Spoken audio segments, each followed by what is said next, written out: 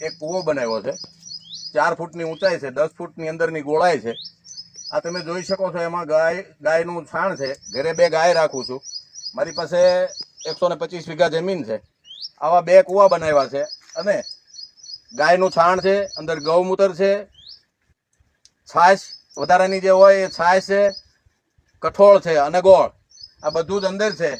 અને એ હળ્યા પછી જ્યારે કપાસને અથવા કોઈ પણ પાકને જ્યારે પાણીની જરૂર પડે ત્યારે એની સિસ્ટમ બનાવી છે આ રીતે. અહીંયાથી આ વાલ ખોલીએ એટલે આ જે પાણી નીકળે છે એ એકદમ લાલ અને આ બધું મિક્સ થયેલું પાણી આવે છે.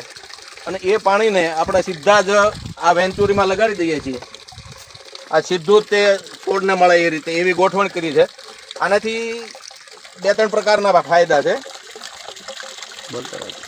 2-3 પ્રકારના ફાયદા છે. એક તો છોડને સીધું જ દેશી ખાતર અને એમાં જે તત્વો છે એ બધા મળે છે. બીજી વાત એ છે કે દેશી ખાતર ભરવાથી બહારથી જે ખડના બિયારણ આવે એ બધા જ બિયારણો આપણને નુકસાન કરતા હોય છે. નિંદામણ નાશક જે કાંઈ નાખવા પડે અથવા તો નિંદામણ થાય એ આપણને ખેતીનો ખર્ચો વધારે છે.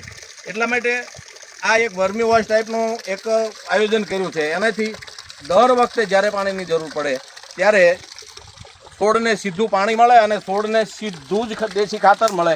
એના માટે આ એક યોજના કરી છે. આ યોજના એવી છે કે જ્યારે ગયા વર્ષે પણ અમારે હતું તો એમાં થોડો ફારફેર કરીને થોડું સુધારાવાળું કર્યું છે. અત્યારે આ છોડને સીધું પાણી મળશે એટલે જ્યારે કપાસનો પાક પૂરો થાય અને હાંઠિયું કાઢી ત્યારે એટલામાં અળસિયા એટલા થઈ ગયા હોય, ઉપરાંત એ જમીન એટલી બધી ભરભરી અને પોચી રહે છે કે જેનાથી આવતા વર્ષે પાક લેવામાં પણ આપણને બહુ ફાયદો થાય. બીજી વાત એ છે કે જમીન જેમ શક્તિશાળી હોય એમ છોડ મોટો થાય અને તંદુરસ્ત હોય એમ એને જીવાત પણ ઓછી લાગે. નબળા ઢોરને જેમ બગાયું અને ઈતરડી વધારે હોય એવી જ રીતે આ ખેતીમાં પણ એવું છે કે નબળી જમીન હોય, નબળો છોડ હોય તો એને પાક સંરક્ષણમાં પણ આપણે વધારેમાં વધારે પગલાં લેવા પડે. આ બેરલ છે. બેરલમાં અત્યારે આંકડો પલાળેલો છે. આંકડાના પાન એટલા બધા ફોસ્ફરસ યુક્ત હોય છે મારી ગણતરી પ્રમાણે, કદાચ ભૂલ પણ હોય, પણ મેં અનુભવ્યું છે કે આ આંકડાના પાનથી એનું જે દ્રાવણ છે એને આપણે અત્યારે સીધું કુંડીમાં નાખશું.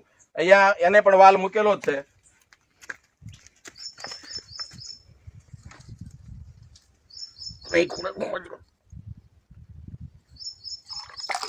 તો આ જે આંકડાનું પાણીનું દ્રાવણ છે એ સીધું ડ્રીપમાં જશે અને સીધો છોડને ફોસ્ફરસ મળતો થઈ જશે.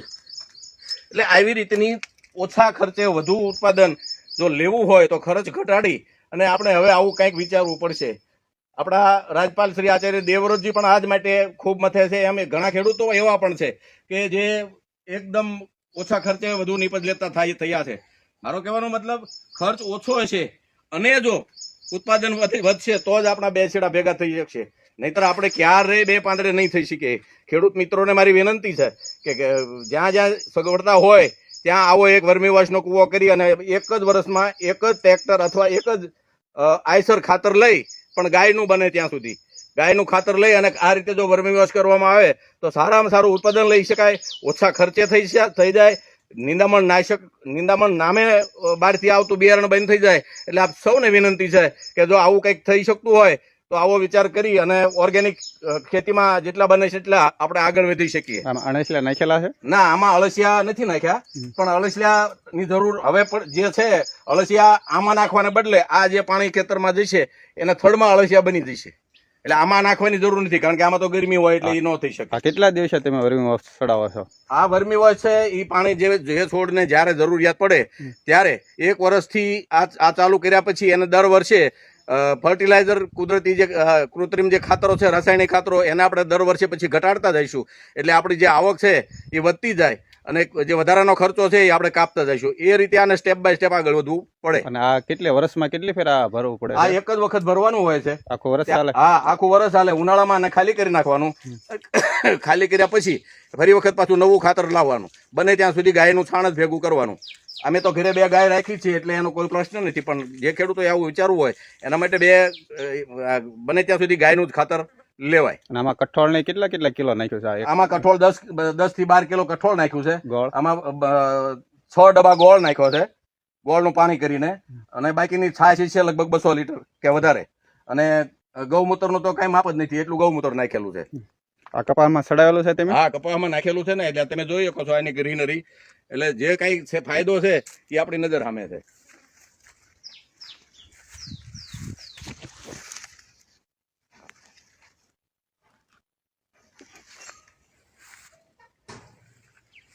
એટલે ખેડૂત મિત્રોને તો મારી ખાસ વિનંતી છે કે જ્યારે જ્યારે જરૂર પડે ને ત્યારે આ યોજના કરાય, અને એક જ વખતની યોજના આખા વર્ષમાં. બીજું એક છે એ ક્યુબથી થાય છે, પણ ક્યુબમાં આપણી પાસે માણસોનો અભાવ છે. માણસો ન હોય છતાં આ કામ આપીએ કે ક્યુબમાં 400 લીટર લિક્વિડ કાઢ્યા પછી 400 પાછું દર વખતે નાખવું પડે, અને એ માણસોની અવેજીમાં આપણી પાસે નથી. એટલે એની અવેજીમાં અમને આ બહુ યોજના સારી લાગી, એટલે અમે આનો વધારેમાં વધારે વ્યાપ કરવા માટે આપ સૌને ભલામણ કરીએ છીએ. રેડી? આ બીજી સર્વે નંબર 1 જ છે, પણ આ બીજો કૂવો છે અને ત્યાં બધા કનેક્શન છે. એનો હેડ ક્વાર્ટર અહીંયા છે, એટલે બીજો એક કૂવો અહીંયા વર્મી વોશનો બનાવ્યો છે. એમાંથી આપ જોઈ શકો છો કે આ જે આખું ખેતર છે, આ આખા ખેતરમાં એની જે બાજુના જ ખેતર કરતા જે ગ્રીનરી છે, આપાઓ એ છોડની લાગત અને આ બધી જોતા આપણને એમ લાગે કે ખેડૂતોએ હવે વિચારવાનો સમય પાકી ગયો છે. કોઈ પણ ભોગે ત્યારે એક જ વખતના ખર્ચમાં આ બધું થઈ શકે છે. એક જ વખતનો ખર્ચ આ કુવાની આવરદા માની લઈએ કે 5 વર્ષની જ હોય, તો 5 વર્ષમાં પણ આપણે ધાર્યું ઉત્પાદન લઈ શકીએ અને મજૂરી બચાવી શકીએ.